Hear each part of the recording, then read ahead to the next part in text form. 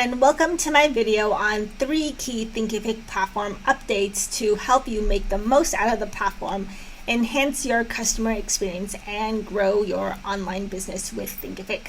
In this video, I'm going to share some key updates in the areas of the Thinkific Communities, the Thinkific live lessons with Zoom, and then talk about another key update is how you can leverage Apple Pay and Google Pay to grow your business, increase sales, and deliver a very seamless checkout experience. I wanted to share this update because I haven't done a Thinkific video in a while. So the biggest improvement I've seen is Thinkific releasing an update to the live lessons with Zoom. So while you can integrate Zoom to deliver live lessons, the biggest changes is now that if you are delivering a coaching program and you have recurring group calls, you can now set up recurring lessons automatically without having to manually input it. So let's just say you're delivering like a group coaching program and it's 6 weeks and you have a Zoom lesson every week. The Thinkific live lessons with Zoom integration, it's much more effective for creators who want to teach recurring lessons with Zoom. Update now makes it easier for you to manage the whole meeting from start to finish in Thinkific rather than through Zoom and then opening up your Thinkific platform. The reason why they're doing this is because Thinkific really wants to be your all-in-one platform. They want to help you not only create your courses, market your courses, support your email integrations, but also even seamless payments. So not just collecting payments, but issuing refunds, tracking orders, even managing tax compliance. There's just so much that's involved in managing a course business, and rather than having to open up all these different applications and integrate them with Thinkific, Thinkific now becomes your all-in-one kind of platform and dashboard to run your whole business. And that way it makes it simpler to know, like, you don't need to sign up for new programs or applications, learn new software. Thinkific will try to simplify your life, simplify how you run your business operations so that you can focus on the most important thing, which is to grow your customers and teach and serve and provide value. With that said, I'm going to now show you the updates to the Thinkific live lessons. I kind of already set up an example, but I'm going to show you some details that are kind of important to know. So when you're adding the live lessons, I'm already in my curriculum section for this specific demo course. I want to click on Add Lesson. And then I'm going to look for this live icon because that's where I will set up my Zoom meetings. And then once I click on Live, I can give my meeting a title. And so these are specifically for recurring lessons. And so the idea is, if let's just say you're having a 6-week group coaching program, and every week there is a group coaching call. And so what you can do with this recurring lesson is set up the meeting once, and then Thinkific will generate every week. And the same link and the same password will automatically get generated throughout each of the different recurring lessons. And then you can manage it all within Thinkific. Let's just say group coach call. Let's just say for this week, so let's just show you, this will be week 1 group coaching call. I'm going to give this title week 1 intro, give it some text, and then if I want to put in the name of the instructor, because maybe I'm co-teaching this program, I can put Jane or someone else's name. So you want to make sure you're setting up this as either meeting or webinar, and if this is a recurring lesson, you'll just want to click on meeting. And then you just want to set up the time that this will happen and when it's going to recur. So let's just say today is September 20th at 2:30. I'm going to set up this as a recurring group coaching call. And it's going to be like an hour. And then I want to make sure I select the time zone that I'm in. I'm in New York, so it's Eastern time. But if you don't know what time zone you're in, you search by country. And I'm just going to put Central Time just now to change it up. And then I want to click on recurring lesson. Now this is where it's really important that you choose how often this live lesson will happen. So let's just say you're doing a weekly group coaching call. You could say repeat it every week, or it could be every month. Now what's important to know is, if let's just say this call is happening every other week, then you may want to do it every 2 weeks and on a Wednesday. And it occurs on a Wednesday until September. You have to make sure the end date is accurate. So let's just say this ends on October 12th.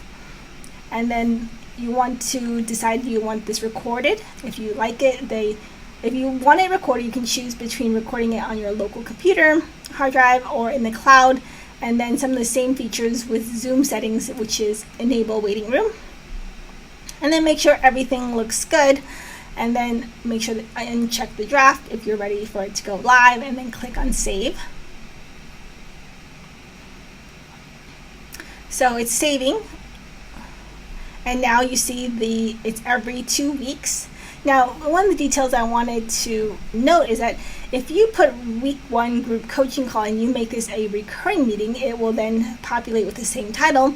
So if you wanted to make it easier for yourself, instead of having to change the title so it says week 1 or week 2 or week 3, you could make this evergreen and say group coaching call, and then click on save. And so the cool thing is, let's just say your students are having trouble accessing the group link, or for whatever reason, then you can copy the meeting link here and then have someone email that to them.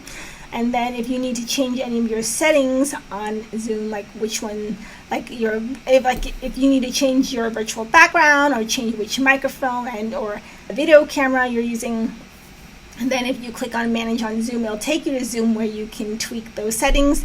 And then if you're ready to start the meeting, then you can click on Start Meeting.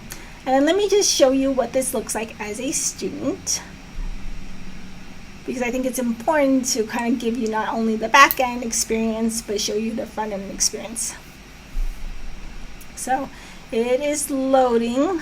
There's an affiliate link below if you'd like to support my channel and sign up for a Thinkific account. Your first 30 days are free, and then once your 30 days are up, then you're automatically upgraded to the first paid plan.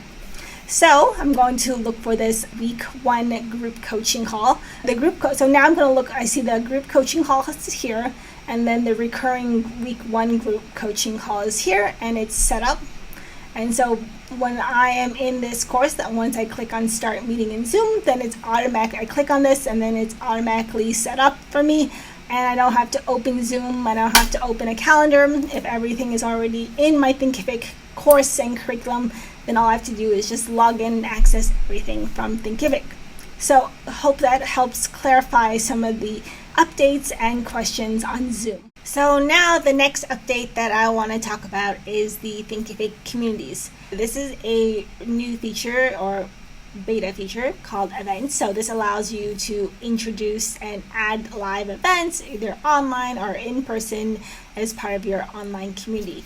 And so the benefit of this is that when you are running a community, there's lots of things that are going on in terms of discussions and events really help you track and let your students know what's going on. So like if you're saying, like, let's just say I'm having a guest speaker today, move this over. And so with this new feature is I can add this event and say, hey, today I'm having a guest speaker, and then give people the link in advance so they can copy the link or add it to their calendar, or they can just click on this to directly access this specific guest speaker event. Now I can always go back and edit it, or I can even click on join when I'm ready to join this event.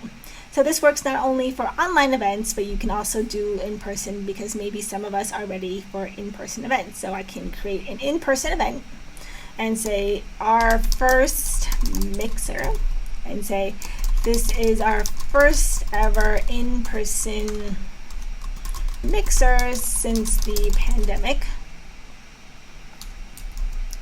Oh, I spelled it wrong, excuse me. And then we can say this is in person, and then we can say venue TBD New York, New York. And then I can upload a picture, banner, so that people can see the image associated with the event. And then what I recommend is if you upload an image, make sure your image lists all the details in terms of location, and if there's a cost or anything, or like there's an RSVP link. Sometimes people are better visually than just skimming the details over the page, and so I highly recommend having an image that has all the details and links.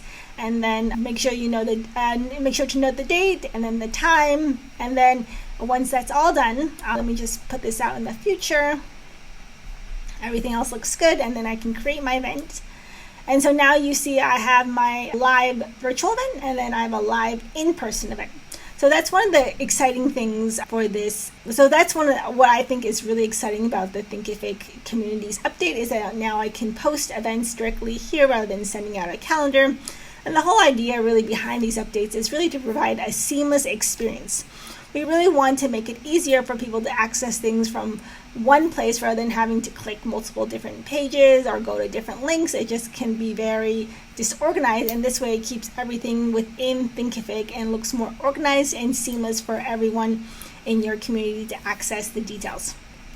The other cool update with the Thinkific Communities is that, as you see before, I've set up different spaces so that if I want to create sub-threads and sub-conversations, that's where the different spaces are set up in my program.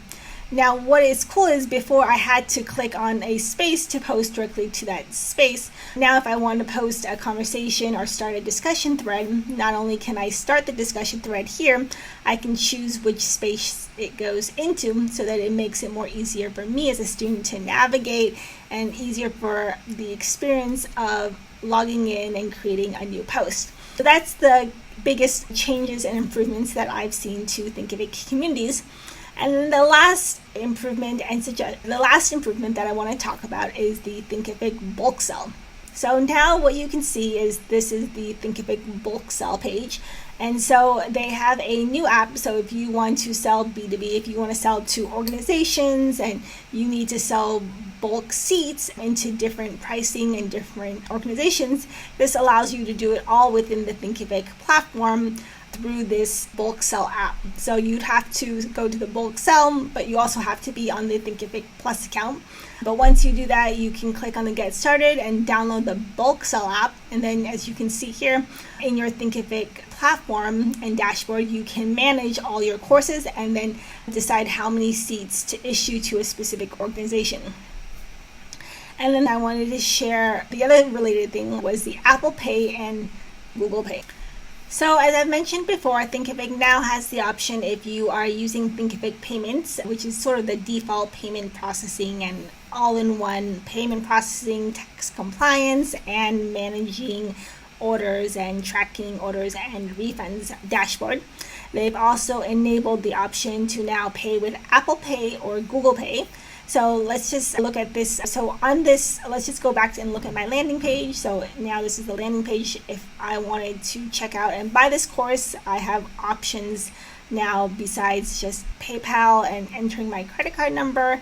I can also click on Apple Pay, and I'm on Apple Pay, so that is my option. And so I would have to I'd enter in all my details and then click on Apple Pay, agree to the terms, and then my credit card is already synced to my computer, and so I'm ready to check out without having to enter in all the details that I would have if I didn't. So that is one advantage for making checkout simpler and easier. And so those are the 3 key updates that I wanted to provide you with today. And if you have any questions, comments, specific questions related to the platform, please feel free to leave a comment below. And I'd love to hear from you about how I can support you in your journey of building an online knowledge business. Thank you for watching, and I will talk to you all soon. Bye.